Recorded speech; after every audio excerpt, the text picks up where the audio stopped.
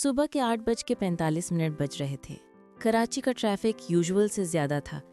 Horn, rush और लोगों के चेहरों पर थकान। हिना रहमान अपनी दुपट्टा संभालते हुए टैक्सी से निकली। आज उसका पहला दिन था मलिक एंटरप्राइजेज में, सिटी का एक मशहूर मार्केटिंग फर्म जिसका मालिक था अरमान मलिक, एक नाम जो कॉर्पोरेट दुनिया में लेजेंड समझा जाता था।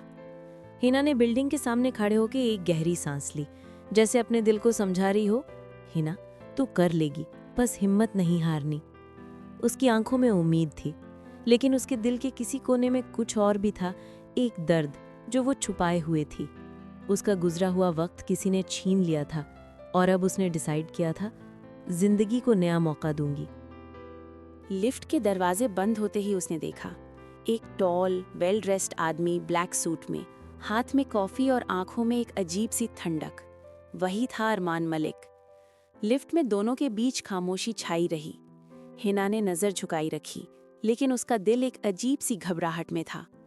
अरमान ने बस एक बार उसकी तरफ देखा, फिर लिफ्ट से निकलते हुए बोला, टाइम की अहमियत समझना सीखो मिस रहमान। उसका टोन कोल्ड था, लेकिन उसके लफ्जों में एक असर था।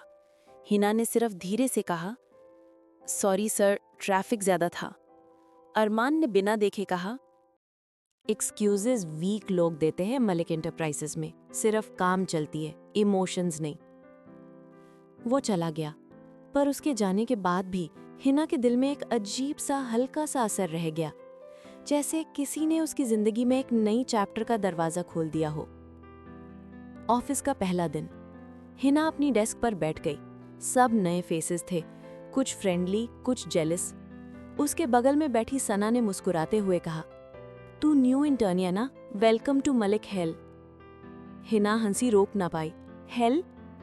सना ने आंख मारी। यहाँ बॉस इतना स्ट्रिक्ट है कि लोग उसे आइस किंग कहते हैं, स्माइल सिर्फ कॉन्ट्रैक्ट साइन करते वक्त करता है। हिना हंसती, लेकिन उसके दिल में क्यूरियोसिटी बढ़ गई। कौन है ये आदमी जो सबसे इतना दूर है, क्यों? अरमान मलिक का ऑफिस। दोपहर के बाद हिना को अरमान मलिक के ऑफिस में बुलाया गया। उसने अंदर आते हुए धीरे से नॉक किया। कम इन। अरमान अपने लैपटॉप पर फाइल्स देख रहा था। उसने सिर्फ एक नज़र उठाकर कहा, मिस रहमान, आपको मार्केटिंग पिच प्रिपेयर करनी होगी क्लाइंट मीट के लिए, डेडलाइन कल सुबह। हिना ने हैरानी से देखा, सर, कल? इतना जल्दी? यहाँ हर काम कल ही होता है, आज बस तैयारी।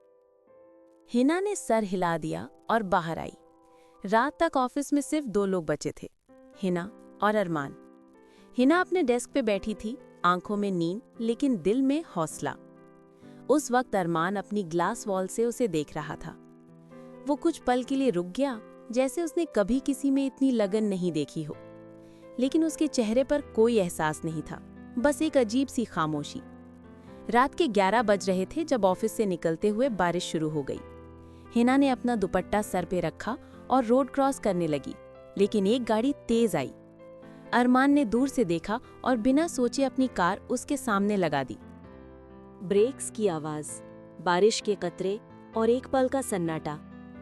अरमान ने खिड़की से झांक कर कहा, पागल हो गई हो क्या, रेन में बिना देखे रोड क्रॉस कर रही थी।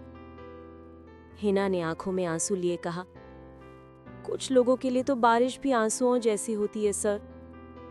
उसका जवाब अरमान के दिल में कहीं अंदर तक चुभ गया। उसने कार का डोर खोला, बैठ जाओ, मैं ड्रॉप कर देता हूं। गाड़ी के अंदर सिर्फ बारिश की खामोशी थी। हिना ने विंडो से बाहर देखा और अरमान ने रियर मिरर में उसका रिफ्लेक्शन। किसी ने कुछ नहीं कहा, लेकिन दोनों के दिल कुछ कह रहे थे।